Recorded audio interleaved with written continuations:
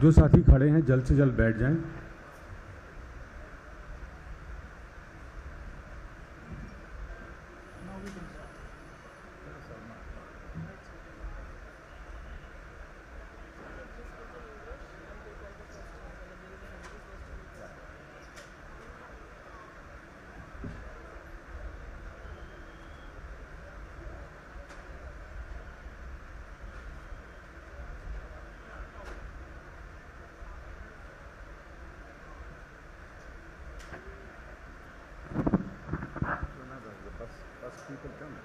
बस वाले से हाँ दिन it will come from there, printed out from there and distributed later, email it. Someone will bring it from here after the district will distribute.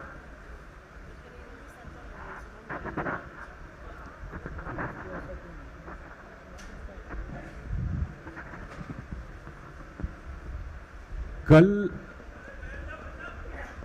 देर रात दिल्ली में मुंडका में भीषण आग लगने से 27 लोगों की मृत्यु हो गई। हम कांग्रेस पार्टी की तरफ से उन्हें श्रद्धांजलि अर्पित करते हैं और शोक संतप्त परिवारों को अपनी संवेदना व्यक्त करते हैं।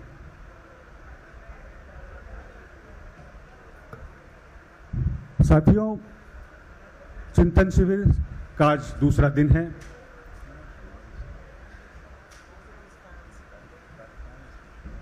कल कांग्रेस अध्यक्षा के भाषण के बाद सभी 6 समितियों की बैठक, विचार विमर्श, चिंतन शुरू हो गई। आज हमने आपके समक्ष आमंत्रित किया है आर्थिक समिति के कन्वीनर और सदस्यों को। मैं स्वागत करता हूं देश के पूर्व वित्त मंत्री आदरणीय पी चिदम्बरम जी का, भारतीय राष्ट्रीय कांग्रेस की राष्ट्रीय प्रवक्ता श्रीमती सुप्रिया श्रीनेत जी का, प्रोफेसर गौरव वल्लभ जी का एवं श्री सलमान सूद जी का। सबसे पहले आदरणीय चिदम्बरम जी अपना सुओ मोटो स्टेटमेंट देंगे और उसके बाद फिर आपके सवाल लेंगे। मैं आग्रह करता हूं श्री चिदम्बरम जी से कि वो आपको ब्रीफ करें।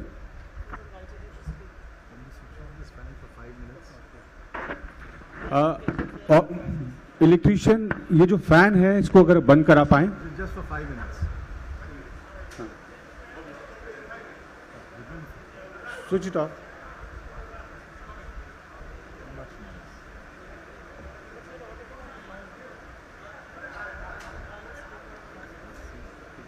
Is already live.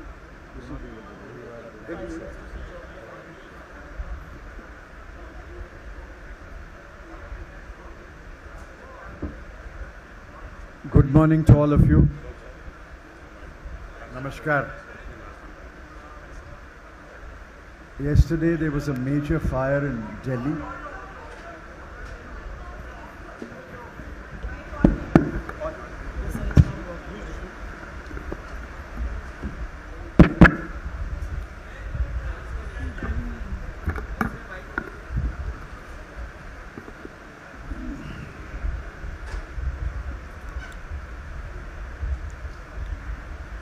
Good morning to all of you. Namaskar. Yesterday there was a major fire in Delhi. According to reports that I last saw, 28 people have been killed. Maybe there are more people, we don't know. The Congress Party offers its deepest and sincere condolences to the families of those who were killed, and we hope that if any other person is trapped in the building in which the fire took place, we hope that such a person will be rescued and treated in hospitals. We are deeply sorry that such a major accident should happen in Delhi. On the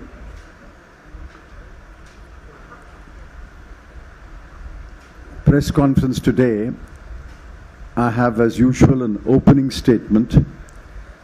A copy of the opening statement will be sent to you by email shortly after I complete my statement and this press conference is over, I'm told by my friend Pranab that hard copies also will be distributed. So let me read my opening statement, and then we will take questions for a few minutes.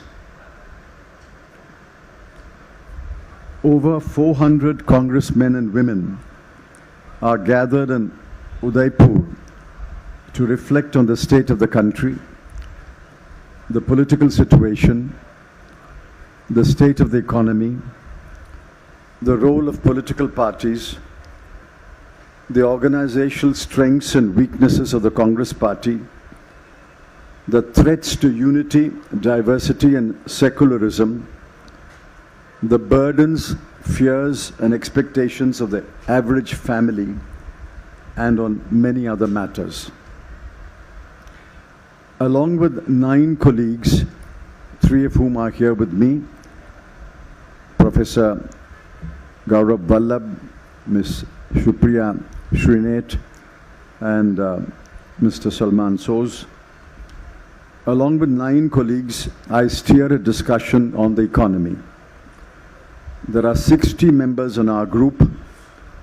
Yesterday, 37 members expressed their views over 4 hours.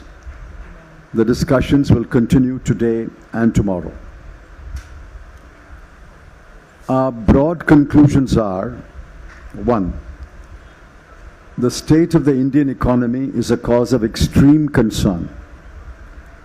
A slower rate of growth has been the hallmark of the present government in the last 8 years. The post-pandemic recovery has been indifferent and halting. The growth estimates for 2022-23 have been lowered from time to time in the last 5 months. 2. Inflation has risen to unacceptable levels and threatens to rise further. WPI inflation is at 14.55% and CPI inflation is at 7.79%. The government is actually fueling the rise of inflation by its wrong policies, especially through high taxes on petrol and diesel, high administered prices, and high GST tax rates. 3. The job situation has never been worse. The labor force participation rate, LFPR, is at a historic low of 40.38%. And the unemployment rate stands at 7.83%. 4. We reiterate our charge that social services expenditure as a proportion of total expenditure has fallen to an average of 5% in the last 8 years, from an average of 9% in the 10 years between 2004 and 2014. 5. The external situation has added to the pressures on the economy. The government appears clueless on the ways to deal with these developments. $22 billion has flowed out of the country in the last 7 months.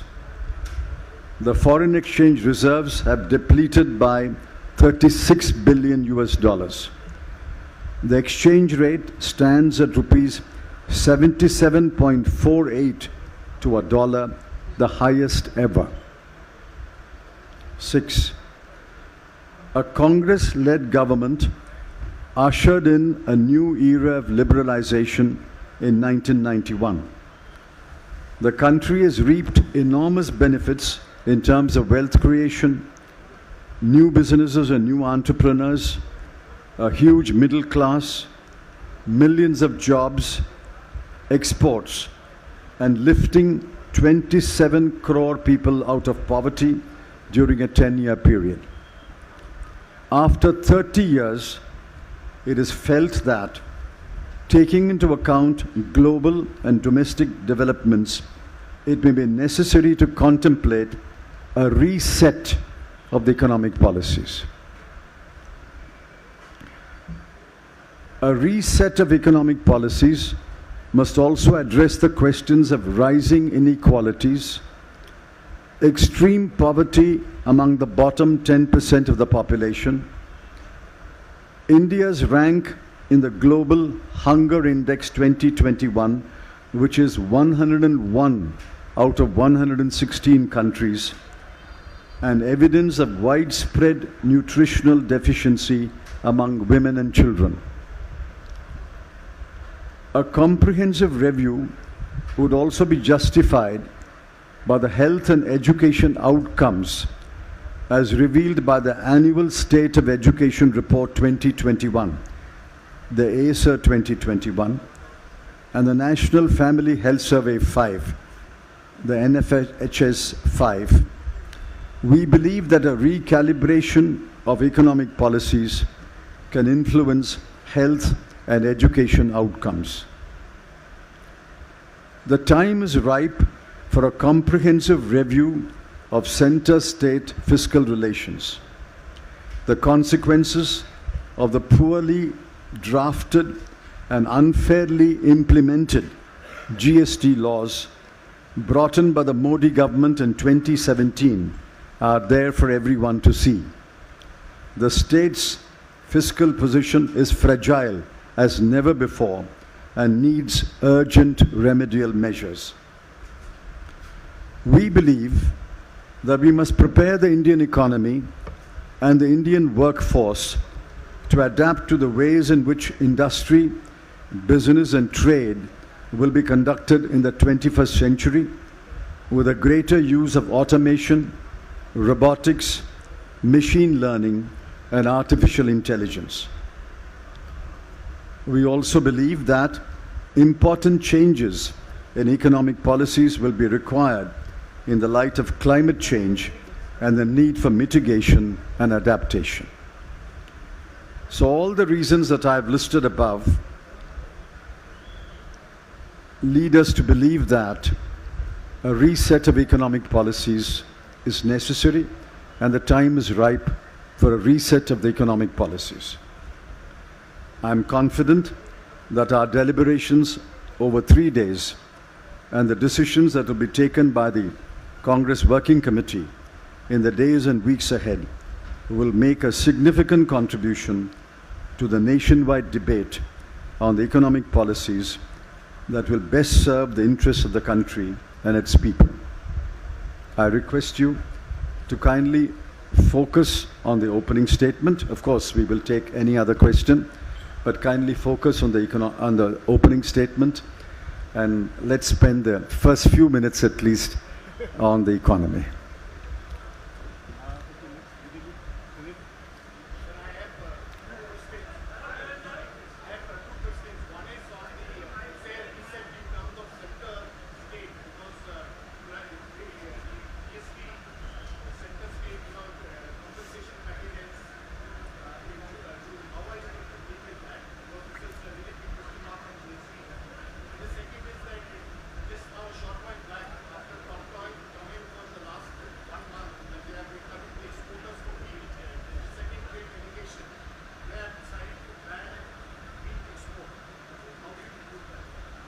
They have decided to ban wheat exports. On the GST, we believe that the compensation period of 5 years that will expire on 30th of June 2022 must, and there is no quibble on that, must be extended. It must be extended by at least another 3 years. We would strongly disapprove if any attempt is made by the central government or the Union Finance Minister to railroad the GST Council and prevent it from recommending an extension of the GST compensation period by another 3 years. We will strongly oppose that, and we will insist that it be extended. On the wheat export, I presume that it is because the central government has failed to procure enough wheat. It's not that wheat production has come down. It's more or less the same. In fact, it may be marginally more. Yesterday, I was told by the Chhattisgarh minister that they have been able to procure 97 lakh tons of paddy. So if procurement had taken place, there would not be any need to ban the export of wheat.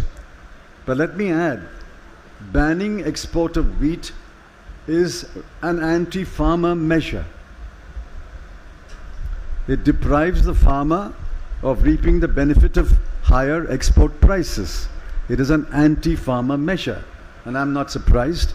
This government has never been very friendly to the farmer.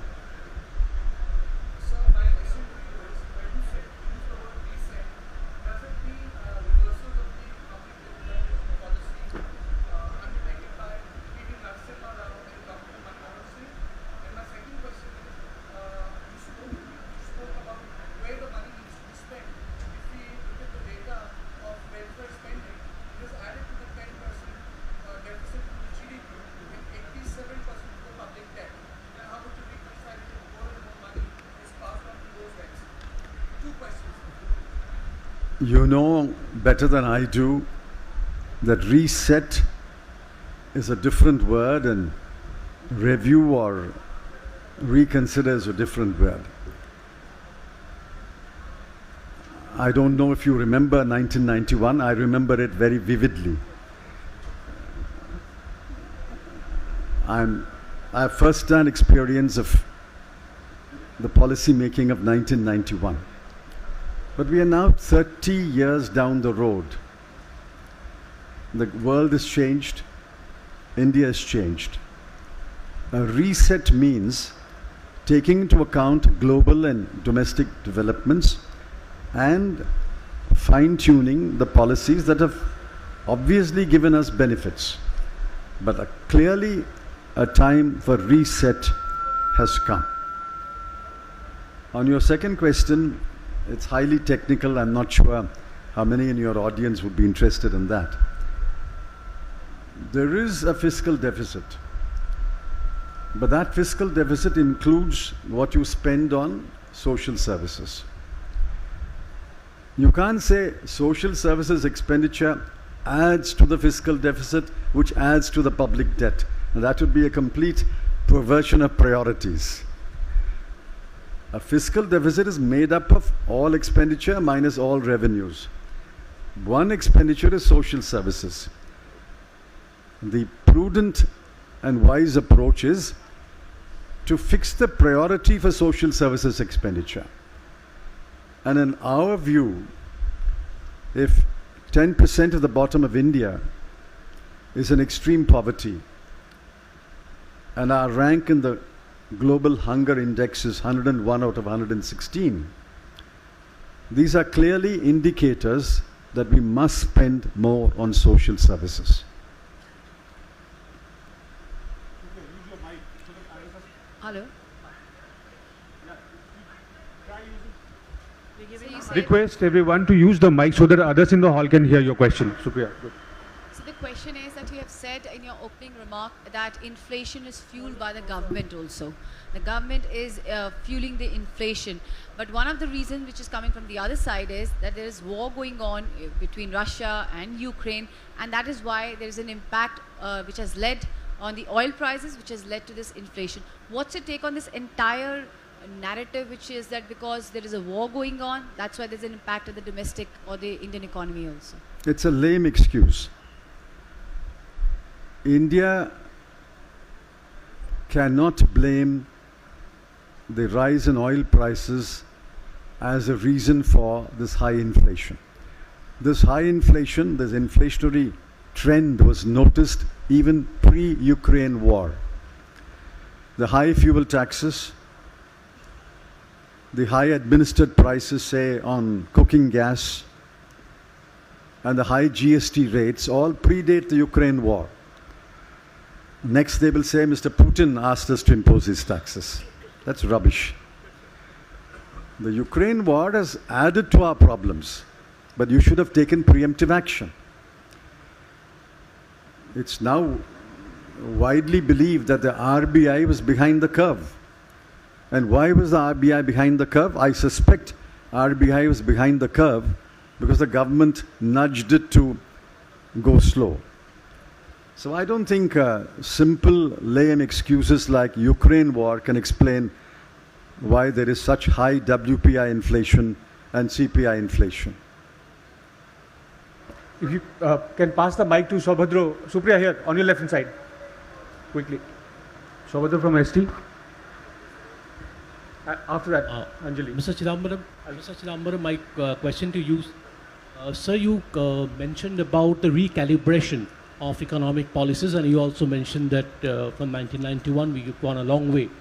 Sir, would you like to tell us one or two examples of what you think that, specific policy interventions or amendments of the policy which are required now? I wish I could tell you, but I can't, because deliberations are underway, and deliberations must be followed by decisions. The deliberations are in a group of 60 persons, and the decisions have to be taken by the Congress Working Committee. So I wish I could tell you, but I'm sorry, until the decisions are taken, I can't tell you. I can only tell you our thinking. Our thinking is 30 years down the line, while we acknowledge that we have reaped enormous benefits as a result of liberalization, we take into account global and domestic developments and reset our policies for the next 10, 20, 30 years. Anjali from UNI. After Hi, that, sir. Sanjeev Chopra. So, price rise definitely is the biggest challenge in front of. So, inflation is today definitely the biggest challenge for people. But apart from that, there are a lot of things, as you said, which are wrong with the economic policy, which have led to this situation. But when it comes to the people, mostly they do not understand economic policies and matters. So my question is that would you also be doing something to take this message of what is wrong with the economy to the people? Well, if the message has not reached the people, we plead guilty, but we also plead guilty on your behalf. We are collectively guilty. So, well, allow me to plead guilty on your behalf also. So if you cooperate with us, we can take the message to the people. The people I meet in my village or town feel the pinch of inflation. It's not yet become a large protest, but it will become. If inflation continues to rise at this rate, it will become a large protest. Sanjeev Chopra. Sir, you've talked about, you stressed on reset of the economic policies, keeping into consideration the latest global trends. So would you be preparing a roadmap for suggesting to the government on what action needs to be taken, or some kind of suggestions for on the recalibration of the policies? Do you really believe that anything that we say will be accepted by the government? If you are, you are an optimist. We will prepare a set of policies that will serve the people of India, our economic interests, as the Congress party sees it, and we will take it to the people. I don't believe that the government is willing to listen to anyone, much less the Congress party. So my question is to you that what's the view of the Economic Committee about the taking petrol, diesel under GST?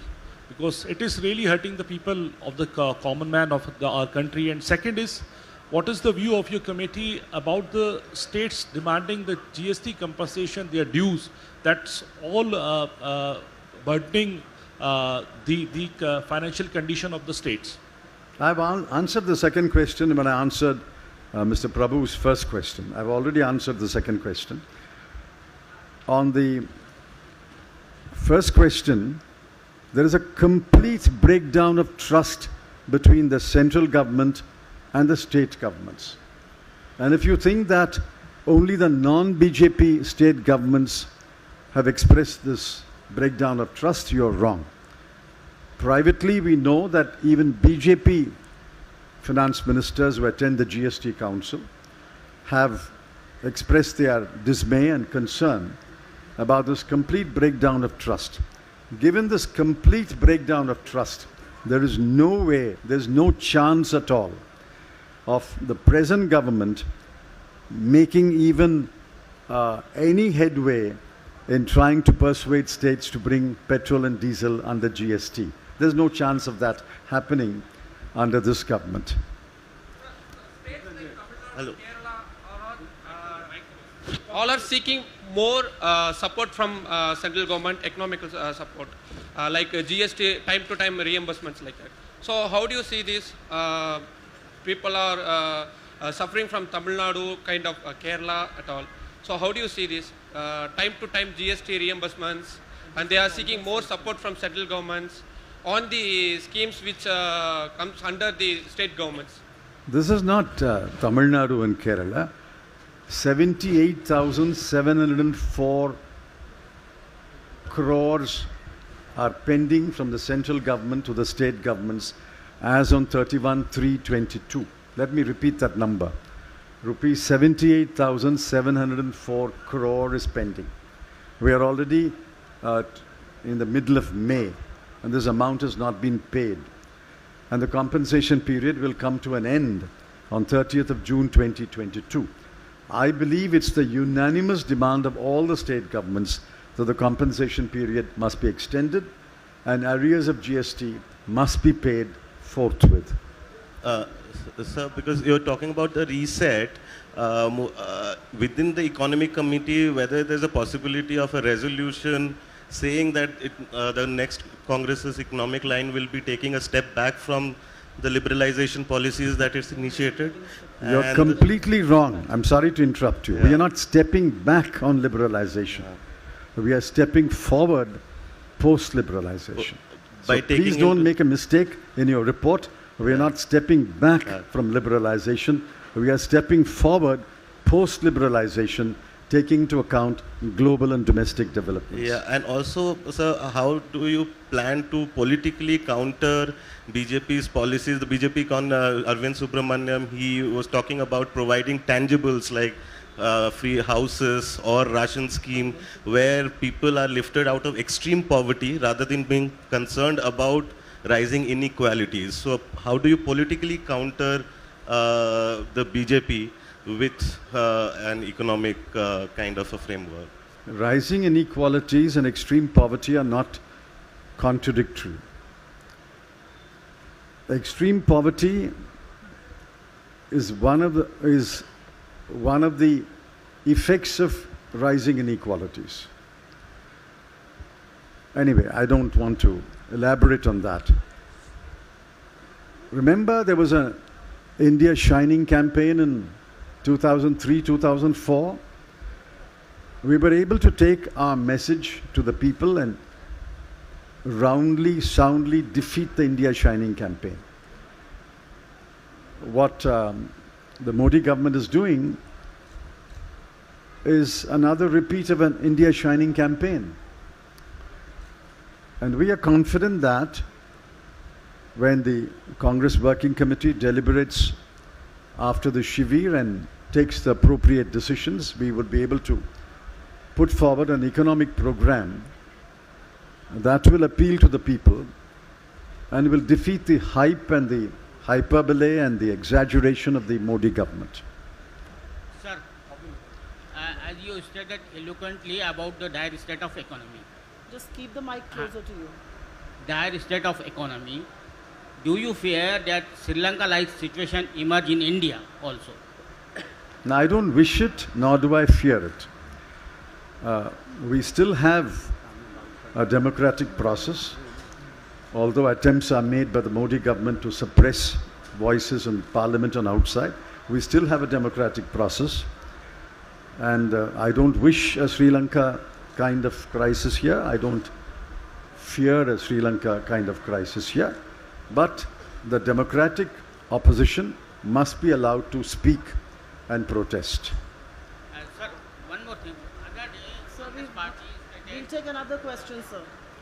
We'll come back to you. Sir, sir this is Somnath Roy from Sambad प्रतिदिन. Sir एक तरफ तो ऐसा महंगाई, बेरोजगारी, ऐसे बहुत सारे मुद्दे हैं, लेकिन उसके बावजूद ये जो एक के बाद एक स्टेट्स का जो रिजल्ट आ रहा है, क्या आपको क्या लगता है कि आपके तरफ से क्या जनता के तरफ कोई मैसेज नहीं जा पा रहा है या जनता समझ नहीं पा रहा है, इसको ठीक करने का उपाय क्या है? But this is a very general question.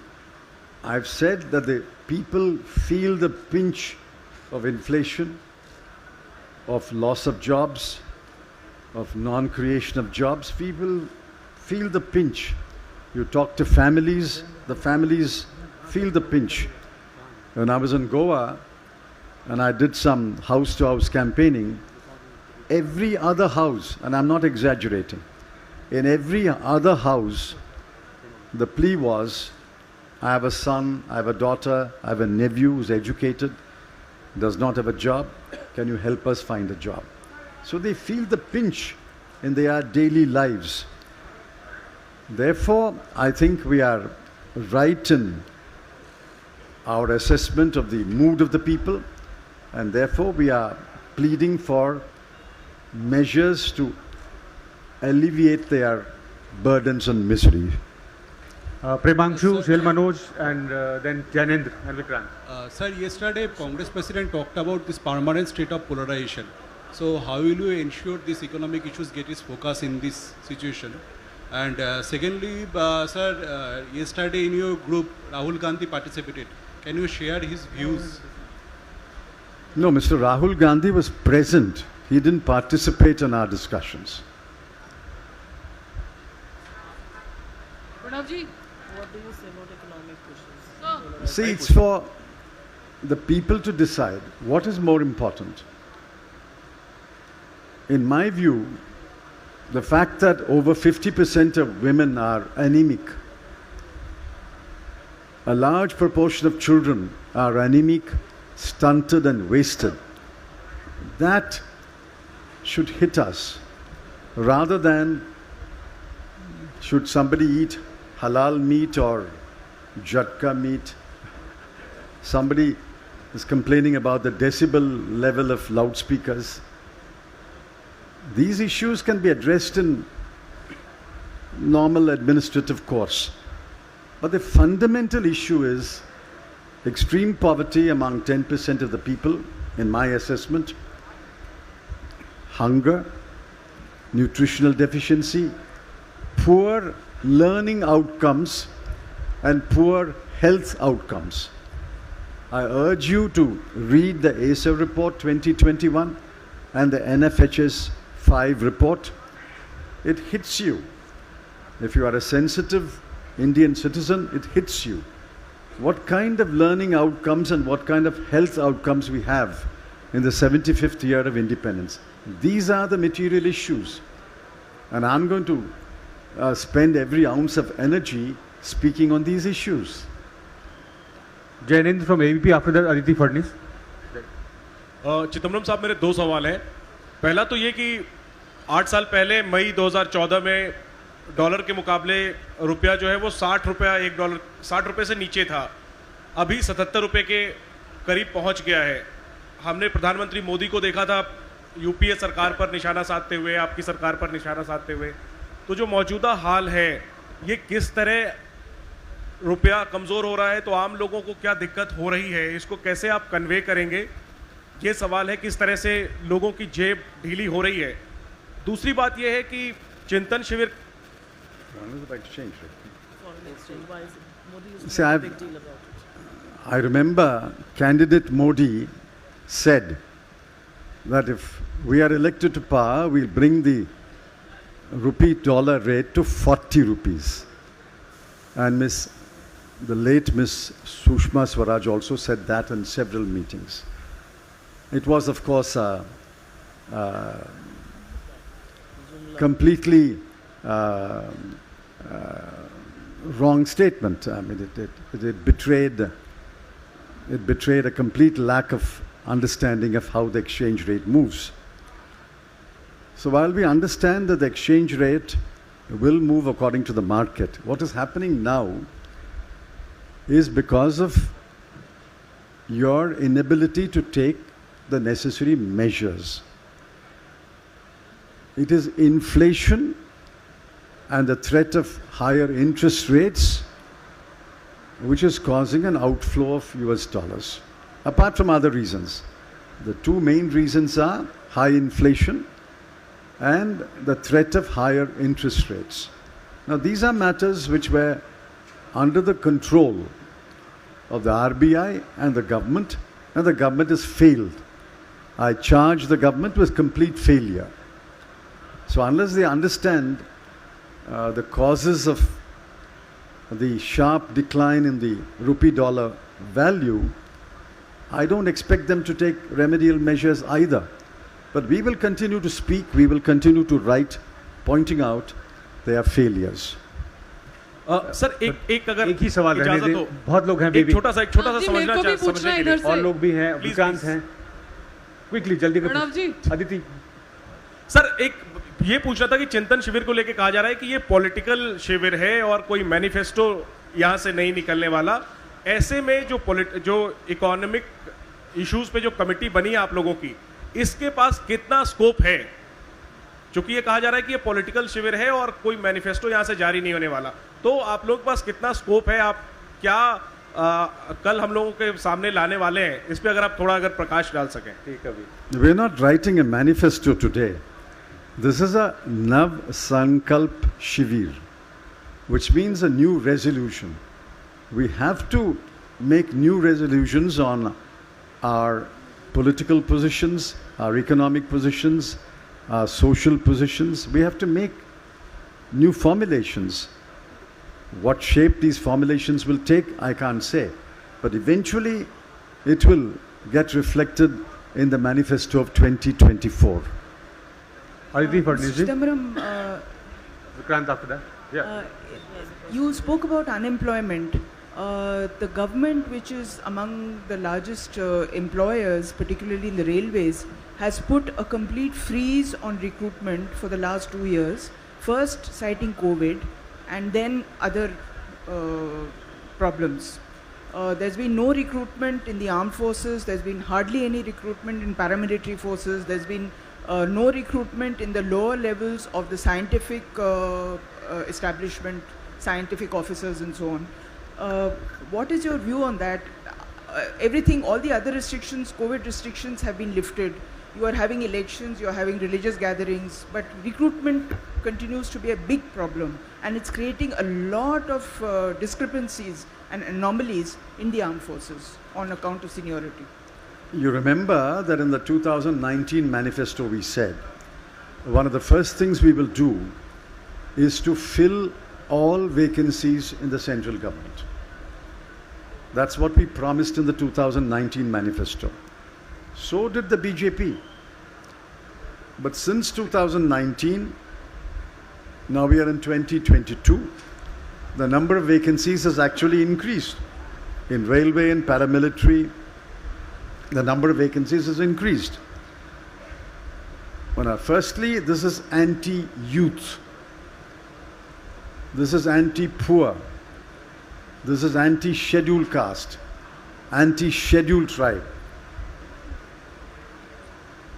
This is even anti the economically weaker sections, for which there is some reservation somewhere.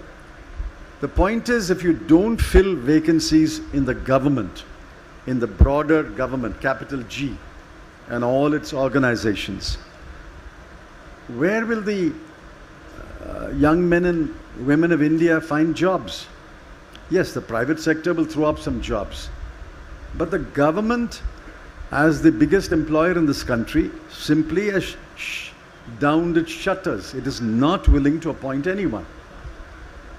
I think this is a terrible onslaught on the rights of young men and women, especially those who have completed a degree or two and are looking for jobs. I think this is anti-poor, anti-youth, anti-scheduled caste, anti-scheduled tribe. But then, in our view, this government is anti-people. I quickly wrap up. Last three questions, Vikrant, Vijay Lakshmi and Rajita. Sir, sir आप लोग unemployment की, inflation की तमाम बातें कर रहे हैं, लेकिन जब आप 91 में मिनिस्टर थे नरसिम्हा राव सरकार में, उस वक्त में जो एक्ट आया था और सुप्रीम कोर्ट ने भी कहा था कि जहां पर जो 1947 में वर्शिप की पोजीशन है वही कंटिन्यू रहनी चाहिए, लेकिन आज की डेट में कहीं ज्ञानवापी में सर्वे हो रहा है, कहीं ताजमहल को लेकर के बात हो रही है, तो ये चीज़ें कैसे आप रिफ्लेक्ट करेंगी जनता के बीच? वर्शिप एक्ट जो आया था 1991 में वो एक तरफ है और ज्ञानवापी सर्वे भी हो रहा है बनारस में प्रधानमंत्री मोदी की कॉन्स्टिट्यूंसी में. Well, I don't understand your question. I've answered. There is no meaningful debate when you say it's either polarization or economic policy. I mean, I don't understand that. I think economic policies are the lifeline of a country. It touches everybody. Polarization is only for a political purpose. It's not either you debate this or debate that. No, sir, we will oppose polarization, but we will plead for sensible, sane economic policies. Sir, I am technically asking, worship act जब है, उसके बाद में क्या ज्ञानवापी मस्जिद में सर्वे होना चाहिए? Oh, the Places of Worship Act. The Places of Worship Act was passed after deep consideration in Mr. Narasimha Rao's government. The only exception in that act was to the Ram Janmabhoomi. We believe that all other places of worship should remain in the status they are and they were. We should not make an attempt to change the status of any place of worship. That will only lead to huge conflict, and it is to avoid such conflict that the Narasimha Rao government passed the Places of Worship Act. Vijayalakshmi? Last question. And another sir, one. I just wanted to ask... But she's already asked one. Yeah, two of them. Sir, ever since the Modi government has come to power, economy has been one major focus of opposition, especially of Congress party. You've been attacking and alleging that this government has failed on that front. But despite that, in terms of electoral politics, it hasn't, brought anything in terms of electoral politics. You've only been losing elections. Is there something wrong with your communication policy that you've not been able to communicate it to your electorate, the failure of the government? And if it is so, is Congress party mulling or discussing all that in the Shivir, in your committee that has been formed, how to communicate effectively to your electorate or to people? You're right. If we have failed to communicate to the people the distress, the distressful situation in which the country's economy is, yes, we admit that. We should sharpen our communication skills. We also request your cooperation and support in conveying the messages. Ranjita. हाँ sir, यहाँ party हाँ, go ahead. आवाज आ रही है? आ रही है.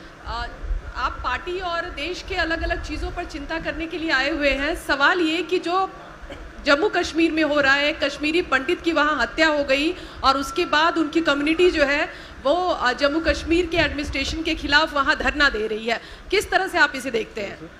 जम्मू कश्मीर में कश्मीरी पंडित boy was killed and the community is protesting against the We condemn the killing of the Kashmiri Pandit. We think that killing is not an answer to any problem. There are genuine issues in Kashmir. They must be addressed having regard to the history of Kashmir, the history of the accession of the state of Jammu and Kashmir to India, and the developments in the last 75 years. These problems can be addressed only by a dialogue between the government and the people of Jammu and Kashmir. But this government is not indulging in any dialogue. But that doesn't justify any killing. The Congress party is opposed to any killing by militants or indiscriminate killing by the security forces or religious hatred prompted killings. Any kind of killing we condemn in the most unequivocal terms. And we are sorry for the family of the person who died. We convey our deepest condolences, but we condemn in unequivocal terms any kind of killing. They still want to ask more questions, but it's already 10:30. They still want to ask more questions. No, no, no. We have to resume. We have a meeting schedule at 10:30. Some other time we'll again do. Thank you, thank you.